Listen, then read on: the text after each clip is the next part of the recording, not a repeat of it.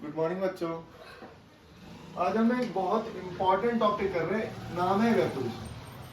पहले तो मैं आपको बताता हूँ इवेपोरेशन, जैसे पता होगा आपको क्या होता है इवेपोरेशन। वेपर में कन्वर्ट होना। हाँ। किसका? लिक्विड का। ठीक है, चलो आपको इतना पता है कि liquid is converted into vapour, तो क्या मैं उसे बॉइलिंग नहीं कह सकता? तो फिर बॉइलिंग और इवेपोरेशन में डिफरेंस क्या है? बात यहाँ पे आती है बॉइलिंग और इवेपोरेशन में डिफरेंस क्या है।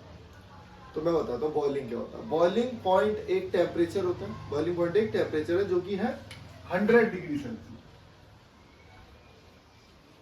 क्या आपने गैस पे पानी रखा, पानी जलाया, उसमें चूल्हा जलाया, आग लगाई, तो भाई पानी गर्म हुआ और बहुत बुलबुले उठने लगे और खौलने लगा पानी, और जैसे ही उसका टेम्परेचर 100 डिग्री होगा ना, वो वेपर में कन्वर्ट होने लगेगा और धीरे धीरे धीरे धीरे पानी उड़ता रहेगा और कम होता रहेगा। उसे मैं कहूंगा बॉइलिंग।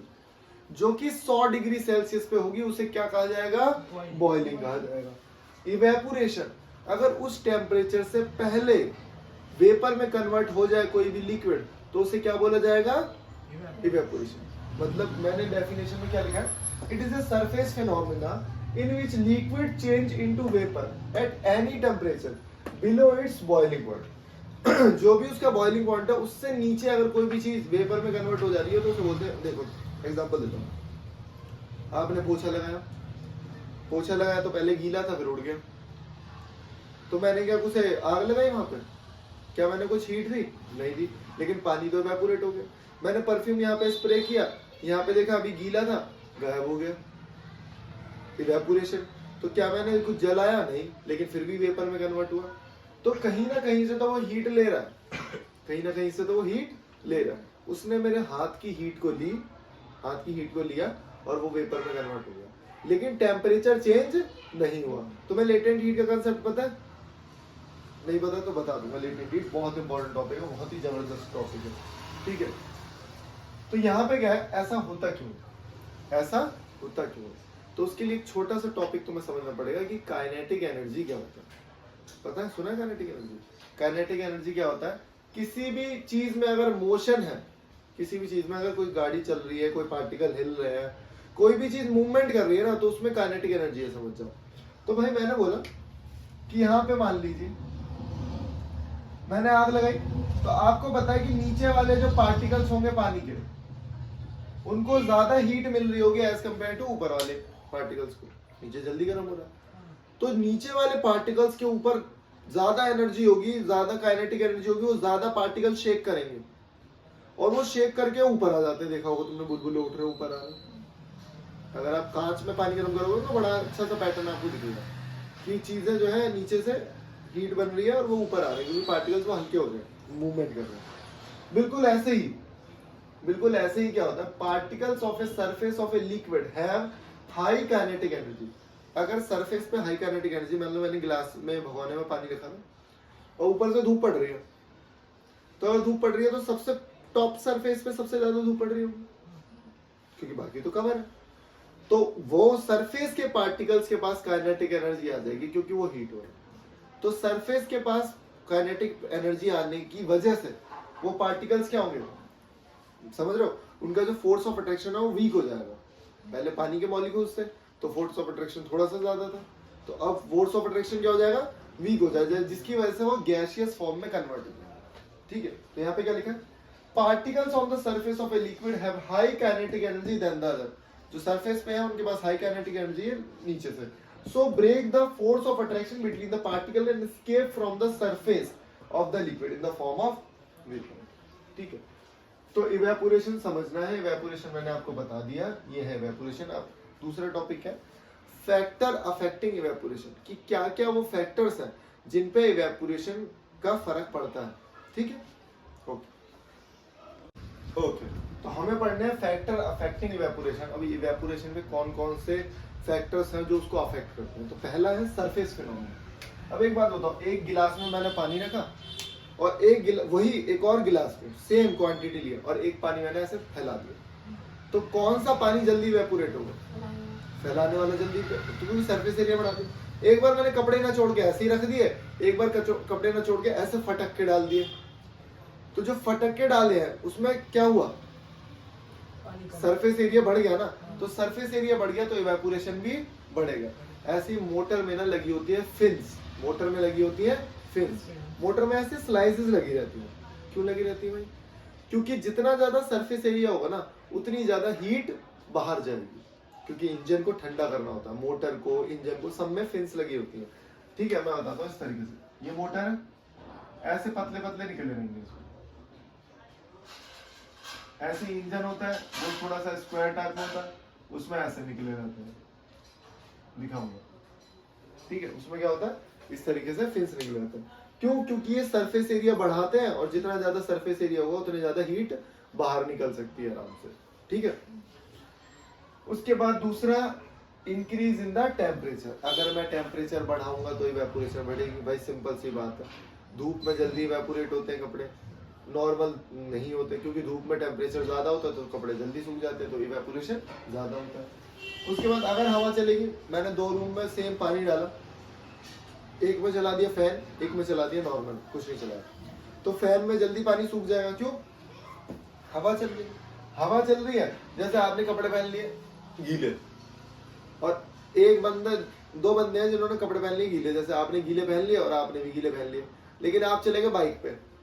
जब बाइक पे घूम के आओगे ना 1 किलोमीटर दूर से, तो आपके कपड़े सूख चुके होंगे। क्यों? क्योंकि विंड से जितनी ज्यादा हवा लगेगी उतना ज्यादा इवेपोरेशन का रेट बढ़ेगा। तो ये तो मैंने देखे तीनों चीजें डायरेक्टली प्रोपोर्शनल। डायरेक्टली प्रोपोर्शनल का मतलब ये होता है कि सरफेस एरिया बढ़ा है, इवेपोरेशन बढ़ी, टेम्परेचर बढ़ा है, इवेपोरेशन बढ़ी, विंड स्पीड बढ़ाई, इवेपोरेशन बढ़ी। लेकिन ह्यूमिडिटी का कंसेप्ट थोड़ा सा अलग है, ह्यूमिडिटी का कंसेप्ट थोड़ा सा अलग है। अब क्या है ह्यूमिडिटी का कंसेप्ट? कि एक जो रूम होता है, जो भी स्पेस होता है, उसकी एक वाटर होल्डिंग कैपेसिटी होती है। अब ये वाटर होल्डिंग कैपेसिटी क्या होती है? कि अगर कोई भी पानी है ना, अगर वो, मैंने यहाँ पे भगोने में पानी रख दिया या पोछा लगा दिया, तो इवेपोरेट होके कहाँ गया? वो रूम में ही तो है। कूलर चलाया आपने, रात को कूलर में पानी डाला आपने, 4 बाल्टी 50 लीटर पानी डाल दिया भाई आपने। तो जब आपने 50 लीटर पानी डाला उसमें, तो आपने देखा कूलर चला, रात को सुबह देखा तो कूलर में पानी नहीं, कहाँ गया वो पानी? और रूम आपका बंद था, तो वो सारा पानी वेपर बन के रूम में ही है। वो सारा पानी कहाँ है? रूम में। तो रूम की एक वाटर होल्डिंग कैपेसिटी है। लेकिन अगर भाई वही कूलर मैं बरसात में चला दूं, कि रोज बारिश हो रही है और रोज बारिश हो रही है, और मैंने कूलर में भी पानी भर के चला दिया, तो जब वो कूलर का पानी इधर आएगा ना, तो वो कूलर का पानी टाइल्स पे दिखेगा तो, या वॉल्स पे दिखेगा, या हमारे को चिपचिपा लगेगा। इसीलिए जब भी विंटर्स होते हैं, विंटर्स कह रहा हूँ, जब भी बरसात का मौसम होता है, तो बरसात के मौसम में कभी भी कूलर में पानी नहीं डाला जाता। और जहां भी बरसात वाले एरिया, जो नॉर्थ ईस्ट इलाके हैं, ठीक है, अरुणाचल प्रदेश, आसम, इन सब में कूलर नहीं होते, सिंपल पंखे ही इतने ठंडे करते हैं, क्योंकि बारिश इतनी हो रही होती है, ऑलरेडी एयर में ह्यूमिडिटी बहुत ज्यादा होती है। ठीक है, तो वाटर होल्डिंग कैपेसिटी होती है, वाटर कितना होल्ड कर सकता है उसमें। अगर ज्यादा पानी आ जाएगा ना, तो वो होल्ड ही नहीं कर पाएगा, क्योंकि उसकी कैपेसिटी थी कि 50 लीटर होल्ड कर लेगा। बाकी फिर आपके स्किन पे दिखेगा वो, बाकी आपके स्किन पे दिखेगा। एक बार क्या हुआ, छोटे रूम में ही पार्टी हो रही थी, लेकिन रूम क्लोज्ड था, तो क्या हुआ, सबके पसीना आया, पानी जितना इवेपोरेट हो सकता था हो गया भाई, क्योंकि क्लोज्ड है वो। तो सारा जो पसीने में निकल रही है, हीट निकल रही है बॉडी से, वो सारी दीवारों में ना पानी की तरह गिर रहा है, क्योंकि वाटर होल्डिंग कैपेसिटी जो थी रूम की वो फिल हो गई, और बाकी सारा फिर पानी तो निकलेगा अलग से। ठीक है, तो ह्यूमिडिटी का क्या फर्क है, कि अगर ह्यूमिडिटी ज्यादा होगी तो इवेपोरेशन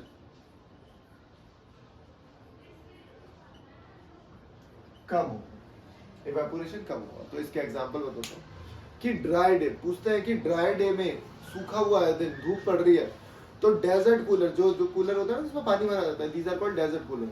तो डेजर्ट कूलर क्यों ज्यादा इफेक्टिव होते हैं? क्योंकि भाई वो ठंडी हवा देते हैं। ठंडी हवा क्यों देते हैं? क्योंकि जो वेपर आए कन्वर्ट होके, वो जो पानी था ना वहां पे, वो पानी मेरे बॉडी पे गिरेगा, और जब मेरी बॉडी पे गिरेगा तो मेरी बॉडी से वो हीट को लेके इवेपोरेट होगा, और जब मेरी हीट को वो लेगा तो इवेपोरेशन कॉज कूलिंग, इवेपोरेशन ठंडा करती है। मतलब मैंने परफ्यूम डाला, मैंने बताया आपको, तो जब मैं परफ्यूम डालूंगा यहाँ पे, तो परफ्यूम डालूंगा तो क्या होगा, हाथ ठंडा होगा। क्यों? क्योंकि उसने मेरी बॉडी की हीट को एब्जॉर्ब किया और वो उड़ गया। तो ऐसे ही कूलर का भी सीन है, जब गर्मी होगी बहुत ज्यादा, तो एटमॉस्फेयर में पानी वैसे भी कम होगा। ठीक है, तो पानी मेरे ऊपर गिरा, वो जल्दी से इवेपोरेट हुआ, हमें ठंडा लगेगा, मजा आएगा। ठीक है, तो ये चीजें आपकी समझ में आ गई होंगी। एक दो क्वेश्चंस मैं लिखवा रहा हूँ जो बहुत ज्यादा आते हैं एग्जाम में। ठीक है, आपने मटका देखा होगा, मटके में पानी ठंडा हो जाता है, क्यों? क्योंकि मटके में बहुत फाइन पोर्स होते हैं, बहुत छोटे छोटे छेद होते हैं मटके के अंदर, उनमें से धीरे धीरे पानी बाहर निकलता है। पानी बाहर निकलता है, सरफेस पे आता है, जब सरफेस से इवेपोरेट होता है तो वो ठंडा हो जाता है। ऐसे मटका काम करता है।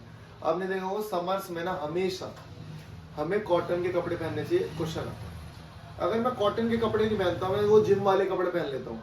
जिम वाले कपड़े कैसे होते हैं? प्लास्टिक के टाइप के होते हैं, है ना? तो उन कपड़ों में से पसीना बाहर नहीं आता। जब पसीना बाहर नहीं आएगा तो मेरी बॉडी को ठंडक नहीं मिलेगी। तो कॉटन के कपड़ों में क्या होता है, जब आप स्कूल से आते भी होगे, जो आपकी कॉटन वगैरह की शर्ट है, तो आप लेटते हो और ऐसा लगता है भाई एसी चल रहा है, सिर्फ पंखा चल रहा होगा। क्यों? क्योंकि कपड़े होते हैं गीले, और जैसे ही उन पे गीलों पे ठंडी हवा लगती है तो वो क्या होता है? इवेपोरेट होता है, और इवेपोरेशन कॉज कूलिंग। इसीलिए समर में हमेशा कॉटन के कपड़े पहनने चाहिए। ठीक है, ओके। यहाँ पे क्या है? Evaporation always cause cooling. When a liquid evaporates, जब लिक्विड इवेपोरेट होता है तो वो होता कैसे? क्या हुआ उसमें? It takes latent heat of vaporization. उसने क्या ना, आसपास से जो एटमॉस्फेयर था, जैसे मैं लेट गया आके, हवा चली, तो वो आसपास से क्या करेगा? लेटेंट हीट लेगा, गर्मी लेगा, और गर्मी लेके वो उस पानी को इवेपोरेट करेगा। ठीक है, तो it takes latent heat of vaporisation from surrounding, surrounding से उसने ली, which on losing heat get cool. तो हीट लॉस हुआ तो उसकी वजह से क्या हुआ? ठंडक मिली। तो लेटेंट हीट बहुत जरूरी है।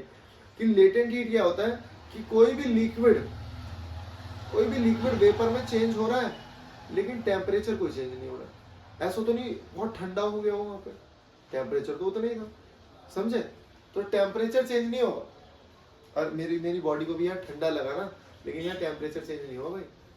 वो तो मेरे हाथ की हीट को उसने एब्जॉर्ब कर लिया ना, इसलिए थोड़ा ठंडा फील होता है, टेम्परेचर चेंज नहीं होता। तो इस चीज को समझना है आपको। ओके, तो इसको इतना ही करते हैं, उसके बाद करेंगे हम लोग बाद में। ठीक है, तो बच्चों एक दो चीजें और करनी है हमें। टेम्परेचर को मेजर किस यूनिट में किया जाता है, तो इसकी अलग अलग यूनिट बना दी हमने। अब देखो, जैसे कई लोग वेट को किलोग्राम में नापते हैं, कई देशों में पॉन्ड्स चलते हैं। जैसे केक जो आता है ना, वो पॉन्ड्स में आता है, 1 पाउंड का, 3 पाउंड का, अब केजी में आने लगा। हाफ केजी चाहिए, 2 केजी चाहिए, है ना? पहले पॉन्ड्स में आता था केक।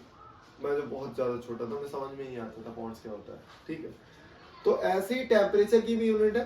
टेम्परेचर किस में मेजर किया जाता है? एक तो केल्विन में मेजर किया जाता है, एक फ़ारेनहाइट में मेजर किया जाता है, और एक डिग्री सेल्सियस में मेजर किया जाता है। ठीक है, लेकिन जो केल्विन है वो इंटरनेशनल यूनिट है, स्टैंडर्ड यूनिट है, ऐसा यूनिट है टेम्परेचर को नापने की। तो हम लोग जितने भी हमें मिलेंगे ना, जैसे मैं बोलता हूँ बॉडी टेम्परेचर हमें नापना है, तो बॉडी टेम्परेचर अगर देखो, हमारे बॉडी का temperature 37.6 degree Celsius, 0.6 degree. Fahrenheit में 98.6 अप्रॉक्स डिग्री फ़ारेनहाइट। और जब भी मुझे किसी चीज को केल्विन में कन्वर्ट करना है तो बहुत आसान है, इसको आप प्लस कर दो, किससे? इसको आप प्लस कर दो 273, तो 273 से मैं प्लस कर दूंगा 37.6, तो ये हमारा आ जाएगा केल्विन में। तो हमें यहाँ पे समझना कि अगर मैंने लिखा 0 डिग्री सेल्सियस कितना केल्विन होगा, तो 273 केल्विन होगा। अगर मैं यहाँ पे कुछ जोड़ूंगा, अगर मान लो मैंने 10 जोड़ा, तो 10 केल्विन इसमें भी 10 जोड़ दो भाई, तो 283। अगर मुझे माइनस में जाना, मैंने बोला -20 कितना होगा, -20 केल्विन कितना होगा, तो ये 253। कहते हैं 0 केल्विन पे ना जो मोशन है ना पार्टिकल्स की, वो रुक जाती है 0 केल्विन पे। ठीक है, तो उसको बताया जाएगा, वो अलग ही काम है कि 0 केल्विन में क्या क्या चेंजेस आ जाते हैं, क्या क्या चीजें होती है, तो वो अलग चीज है। तो बस अभी आपको सिर्फ ये समझना है कि टेम्परेचर जो है वो केल्विन में होना चाहिए। ठीक है, तो अगर पूछ लिया जैसे एसीटोन होता है, एसीटोन क्या होता है? जो परफ्यूम वगैरह होते हैं, these are called acetone thinner. ठीक है, तो उसका 78 डिग्री सेल्सियस है, उसको केल्विन में करना है, तो 273 प्लस कर दो, तो वो कन्वर्ट किस में हो जाएगा हमारा? केल्विन में। अब मैं कुछ क्वेश्चंस करा देता हूँ। अच्छा, ड्राई आइस बताओ, ड्राई आइस क्या होती है? ड्राई आइस, ठीक है, तो उसे ड्राई आइस क्यों बोलते हैं? उसको ड्राई आइस क्यों बोलते हैं? क्योंकि वो वाटर से जमी नहीं होती। मैं बताता हूँ, देखो, अगर आपने उस वाली आइस को हाथ पे रख दिया तो वो सीधे सीधे इवेपोरेट होगी, सीधे सीधे वो इवेपोरेट होगी। वो कन्वर्ट नहीं होगी मतलब लिक्विड में। मतलब मैंने यहाँ पे लिखा लिक्विड, मैंने यहाँ पे लिखा सॉलिड, और यहाँ मैंने लिखा गैस। तो अगर कोई चीज सॉलिड से लिक्विड में कन्वर्ट हो रही है तो उसे आप क्या बोलोगे? सॉलिड से मेल्ट हो रही है, मेल्टिंग है। लिक्विड से गैस में कन्वर्ट हो रही है, इवेपोरेट हो रही है, बॉयल हो रही है, ठीक है। लेकिन कोई चीज सीधे सॉलिड से गैस में कन्वर्ट हो रही है तो उसे कहते हैं सबलिमेशन। क्या कहते हैं? सबलिमेशन। जैसे बरसात, अभी हम लोगों ने सारे कपड़े जो है वो अपने रजाई पे रख दिए, तो उसमें हमने छोटी छोटी नेफ्थलीन की गोलियां डाल दी है ना, व्हाइट कलर की जो गोलियां होती है, नेफ्थलीन बॉल्स कहते हैं। अब वो क्या है, वो बॉल हम जब निकालेंगे कपड़ों में हमें मिलेंगे। क्यों? क्योंकि वो इवेपोरेट हो जाती है। मतलब थी सॉलिड और सीधे सॉलिड से किस में कन्वर्ट हुई? गैस में। कपूर है, कपूर जलाया, कैम्फर बोलते हैं उसे, तो सॉलिड था, सीधे किस में कन्वर्ट हुआ? गैस में। ऐसा तो नहीं वो थाली को गीली कर देता, कुछ भी नहीं करता, सीधे आग लगती है वेपर्स में। ऐसी बहुत सारी चीजें हैं जो डायरेक्टली सॉलिड इनटू गैस में चेंज होती है, तो उसी को कहा जाता है sublimation. That's why it is called dry ice. को क्या बोलते हैं? Dry ice. की वो हाथ पे रखी रहेगी, मेरा हाथ गीला भी नहीं करेगी और वो वेपर में चेंज हो जाएगी, ठीक है। तो देखो जैसे मैंने आपको कुछ क्वेश्चंस बताए थे, why do we wear cotton clothes in summer? पता लग गया आपको, क्योंकि इवेपोरेशन ज्यादा होगी, ठीक है। Why do we feel cold when we keep acetone और अदर ईथर? ईथर का मतलब पता क्या होता है? परफ्यूम ही होता है, और एसीटोन थिनर होता है। ऑन आवर पाल्म, अगर मैं उसे गद्दी पर डाल लेता हूं तो मुझे ठंडा क्यों लगता है? क्योंकि इवेपोरेशन कॉज कूलिंग, ठीक है। Smell of perfume spread in the room, diffuser. कि अगर मैंने यहाँ पे स्प्रे किया तो यहाँ के पार्टिकल्स उधर मूव करके आएंगे और तुम्हें भी स्मेल आने लगेगी, ठीक है। Okay, what is the full form of LPG? Liquid petroleum gas. CNG की compressed natural gas. Why do a desert cooler cool better on hot day? Desert cooler hot day में ज्यादा देते हैं क्योंकि जितना ज्यादा इवेपोरेशन होगा उतनी ज्यादा कूलिंग होगी, उतना ज्यादा मजा आएगा, ठीक है। तो यही है। How do we liquefy gas? कुछ नहीं करना, टेम्परेचर को कम करना और प्रेशर को अप्लाई करना। इसीलिए जो सिलेंडर होता है ना, उसमें अगर ऐसे बजाओगे ना तो आपको बजेगी, वो गैस लिक्विड है। जो हम गैस में खाना बनाते हैं वो लिक्विड हो रखी होती है, इसीलिए तो बोलते हैं एलपीजी, लिक्विफाइड पेट्रोलियम गैस। लेकिन उसे निकालते हैं, उसका प्रेशर कम किया तो प्रेशर कम किया तो क्या हुआ? वो गैस में कन्वर्ट हो गई। तो हमने क्या किया? हाईली उसे प्रेशराइज करके उसको कन्वर्ट किया, ठीक है। तो ये एक छोटा सा टॉपिक हो गया, ओके।